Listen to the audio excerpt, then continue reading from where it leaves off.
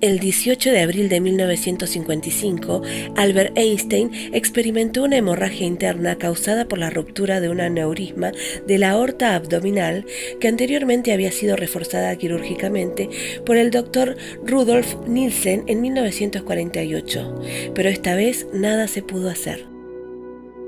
Así dejaba al mundo una de las mentes más brillantes de la historia. Einstein no solo formuló algunas de las teorías más importantes del siglo XX, además, al contrario que muchos compañeros de profesión y de lo que muchos piensan hasta el día de hoy, fue un hombre íntegro en cuestiones éticas y políticas. Hoy hablaremos de su último día en la Tierra.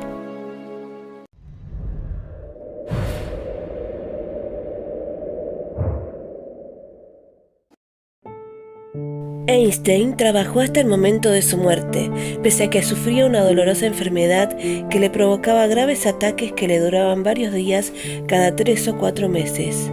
Como ya mencionamos, 7 años antes de que falleciera, lo operaron para impedir que el aneurisma que tenía, del tamaño de un pomelo, se rompiera.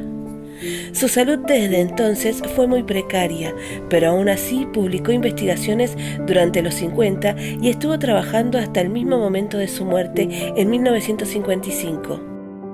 El día de su deceso, Einstein estaba trabajando en un discurso que tenía que dar en la televisión israelí y se llevó el borrador al hospital para seguir escribiéndolo allí.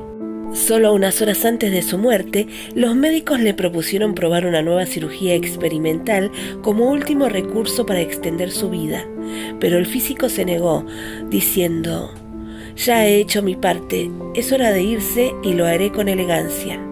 Fue la última decisión que tomó en su vida.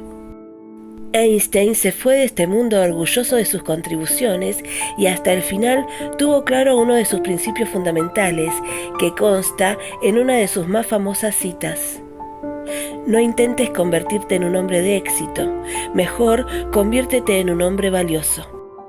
Murió en el hospital de Princeton a primera hora del 18 de abril a la edad de 66 años.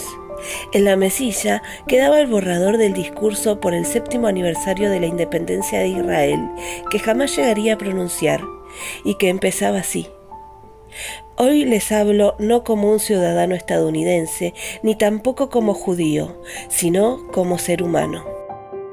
Einstein no quiso tener un funeral rutilante con la asistencia de dignatarios de todo el mundo.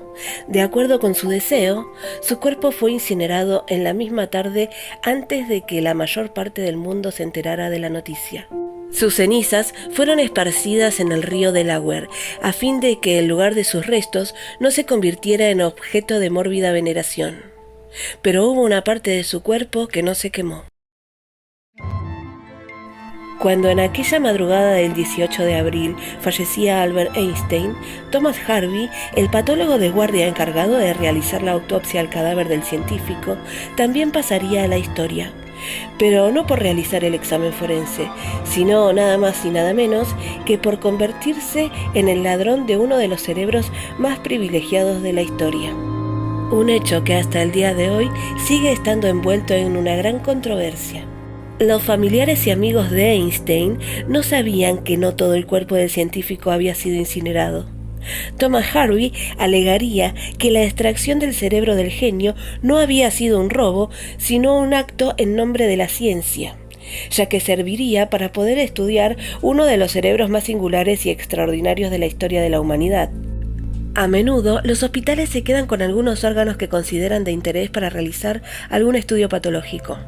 Pero cuando empezó a rumorearse que el cerebro de Einstein había sido extraído furtivamente y que Harvey no tenía el consentimiento de la familia para hacerlo, el médico se las ingenió para convencer al hijo mayor de Einstein, Hans Albert, para que lo dejara conservar el cerebro de su padre y se comprometió a utilizarlo solo para fines científicos. A pesar de ello, cuando el hospital se enteró de que el patólogo se había quedado con un órgano humano de forma irregular, lo despidió en el acto. Pero Harvey, que había sido contratado por la Universidad de Pensilvania, se llevó consigo el cerebro y lo diseccionó en 240 trozos que conservó en celuloidina, una forma dura y elástica de celulosa. Posteriormente, creó 12 juegos de 200 diapositivas que contenían muestras del tejido cerebral del genio y se las envió a algunos investigadores. Harvey contactó con varios neurólogos de todo el país ofreciéndoles examinar el cerebro de Einstein, pero increíblemente nadie aceptó. La mayoría pensó que Harvey era un lunático o que les estaban gastando una broma pesada. A partir de ese momento, la vida del patólogo tocó fondo. Su mujer lo acusó de obsesionarse con el cerebro y acabó por abandonarlo.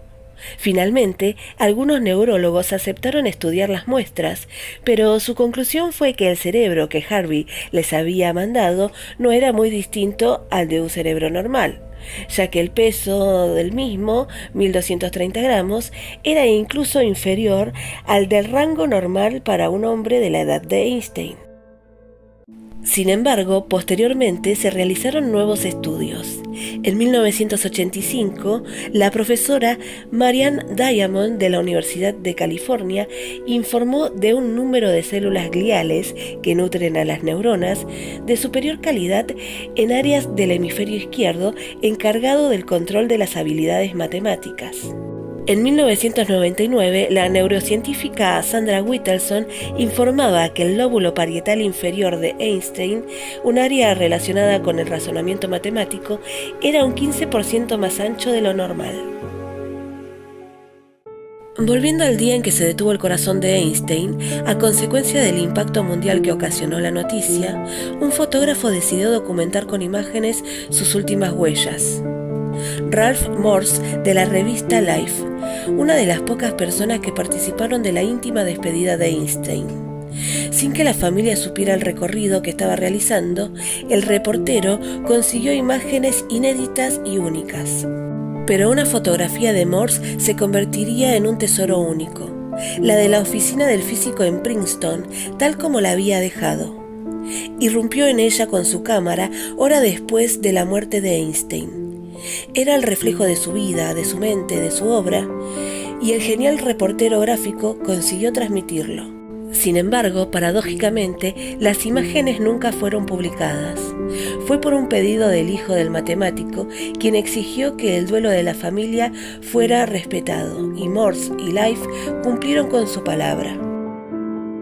No fue hasta 2014 que las fotografías salieron a la luz, y poco antes de morir, a los 96 años, Morse contó a su antigua editorial cómo fue aquel día.